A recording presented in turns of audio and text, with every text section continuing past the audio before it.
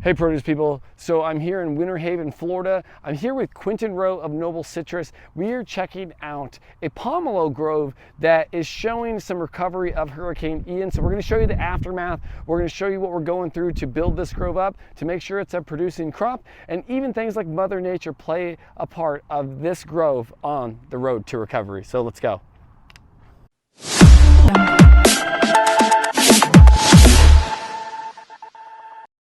So we're about 5 months post Hurricane Ian.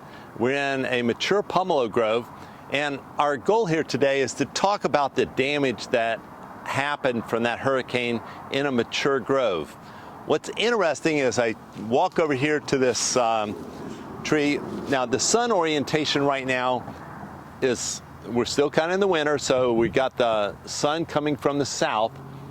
So the south side of the trees are getting all the sunlight to really start that growing. The north side of the trees, which is what I'm going to show you first, is still got a lot of the damage left over from the hurricane. 5 months later, it's really incredible. So as we get in here closer, this area is probably a good example. You notice these trees, these limbs, they were all fruit bearing. Going into the hurricane, they got completely stripped of their leaves. All the leaves you see here right now have all come back since the hurricane. We lost 60% of our leaf crop, which is ridiculous for a hurricane, ridiculous for any tree. Those leaves are so important because they produce all the carbohydrates that allow that tree to grow, allow it to have leaves, allow it to grow its crop of fruit. When you lose that percentage of leaves, it'd be like you cutting off an arm and a leg. You only got half of what you need to get through life on.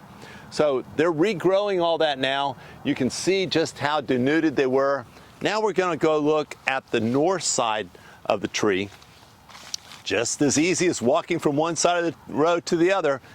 And now you've got these beautiful, deep, dark, luscious leaves as they've regrown.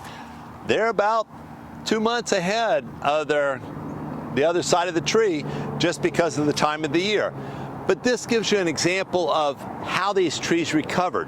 And that's kind of the cool part about Mother Nature, right? You knock her down, knock these trees down, they get up, they come again. And this is a fun time of year because what's going on? We're blooming. We are right here, we're seeing the new crop right at the very beginning. I don't see any reason why these trees aren't going to recover and have a gorgeous crop of fruit for us this fall.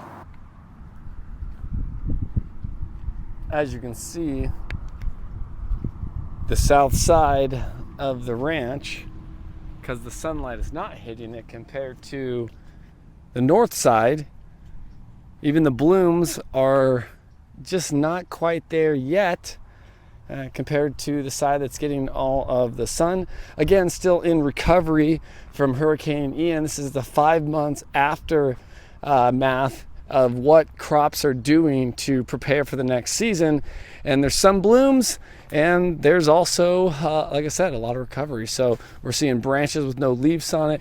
We see new leaves like that one sprouting out, and we see a lot of branches that have no leaves on them at all. Compared to the north side of the ranch, the south side of the ranch covered in shade most of the day, waiting for the sun to pass over.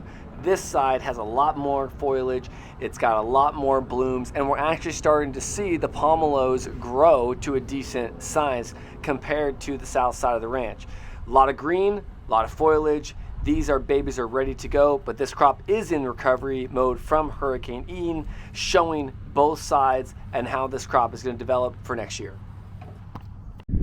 All right, everyone, so we're still walking around, and now we're in a different part of the grove. Q just showed me this whole grove is now from 6 feet to 3 feet because they had to prune all of the top because of disease of canker, which is a disease that is caused within citrus trees. And then the water, I'm literally, guys, I'm standing right in this, I wouldn't say it's a sinkhole, but it is this water formed right here.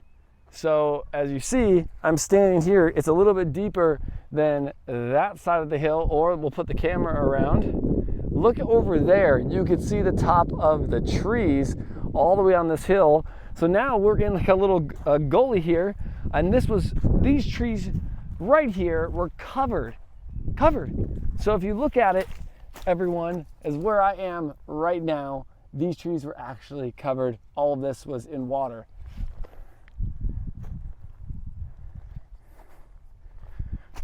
So as you take a look, obviously got to be careful walking through here. All of these trees are in recovery from Hurricane Ian that was caused over 5 months ago. If you look over here, there's tons of piping that Noble Citrus had to bring on to pump the water out. Back here is their family home as well. Their whole area where their family lived and where their groves are were completely underwater. And even 5 months later, still getting these trees to recovery. So we've got some of these trees that are blooming just fine and some that are taking a little bit longer than usual, but it just means that the crop might get stretched out a little bit longer, right? As in, it takes longer for them to bloom, longer for them to grow before they can get it off the trees. We're out here in the middle of a young pomelo grove, and we're looking at the damage caused by Hurricane Ian at the end of September. This was pretty crazy to us. We thought these trees took it pretty well. The disease that the wind blew into these trees embedded themselves in these trees, and we had to cut them back from what was 6, 7 foot high trees down to 3 feet maybe. And we had to put the nets over to protect the new growth coming on. It's probably cost these trees about a 2-year recovery compared to the older growth that we'll look at in a little while, where we're probably 6 months recovery. So a lot of variation. This grove also, normally, it would always be dry, but you can see kind of a water line down here. We had 4 feet of standing water down here. It was 100 yards wide, 500 yards long. We pumped over 4 million gallons out of that area, and we had to do it quickly in order to keep these trees from drowning. So that hurricane was just one bad storm, and agriculture, we continue to take the brunt of it. And then moving across the row, you got to check these trees out that Q wants to give a little bit of explanation on.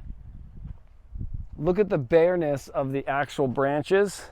Here's some of the blooms that I was talking about as well. And compared to this side of the orchard versus the side that gets a lot of the sunlight, which is going to produce blooms such as this. So these trees don't have as much foliage on it. This is all caused by the hurricane. And soon we will have a better crop. Another shot at those pipes all the way down there that are getting the water out. But pomelo groves, So these are 4.5-year-old pomelo trees. Normally, they're ready for a huge crop of fruit this year. But we had this hurricane. And it's really interesting. You can really see just how badly this hurricane damaged these trees. We blew 50 to 60% of the leaves off, and on these younger trees, it was probably higher than that, probably 75, 80%. You can still see these limbs are all denuded here. These were all highly flushed out, gorgeous before the storm. But the cool thing is, look at the recovery.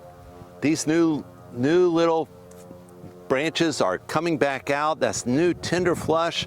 That'll turn into big, gorgeous leaves. 3 months from now, this tree will look completely different to you. But boy, it's been a rough recovery. Water all behind us. When they said Orlando was like engulfed in water, yeah. I didn't think about it. You know what I mean? I didn't think that I was going to be standing where 4 feet of water would have been. Yes. Seriously, I wasn't. You're in a new floodplain.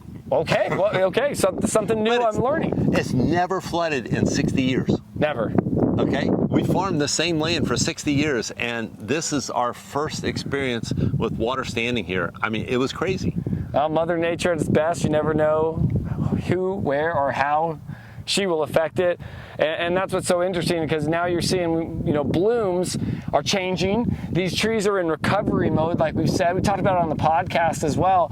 And just seeing it now, it totally makes sense, because the south side of the grove versus the north side of the grove, it's crazy, because being here, you could see the blooms on some side of the trees, beautiful. They're, hey, bring out the sunlight. And then you got others on the other side that are green, kind of waiting for the sun to come. Waiting for that sun to come up and start to hit that higher crest in the middle of the day. It's amazing. So to see what the recovery goes through, to see what Noble Citrus is doing to make sure that citrus, especially pomelos, are being delivered to your table. These are the things that farmers have to go through day in, day out. And ready? You got to literally have some ingenuity in you to figure out what to do. There was literally no model for what happened. There's no playbook. I sat out here, I was talking to my production manager, and we're going, do we cut them? Do we not cut them? Can we recover without it? What do we do? And we lost another crop of leaves because the tree, the disease that was in it, said, okay, I'm going to try. So I cut about 15 or 20 trees. He came out and looked at it and went, you're doing the right thing. Hey. So literally loppers, cutting every single tree. Every single one. And then again, with wind, with a lot of the other things that are happening, there's other groves around here that spread disease as well. Yes. And that's things that happen during the hurricane. So it's not just water, it's not just the rain that comes down. This wind can blow debris, can blow disease, and have issues all over. The Noble Citrus Florida Starburst Pomelos right here in Winter Haven. So keep checking us out, keep following us, because guess what? We've got more to come. Thank you for visiting the Produce Industry Show. If you liked the video, please hit the subscribe button and follow. You can also check us out on Facebook and Instagram at The Produce Industry Podcast. We'll see you in the fields and on the horizon.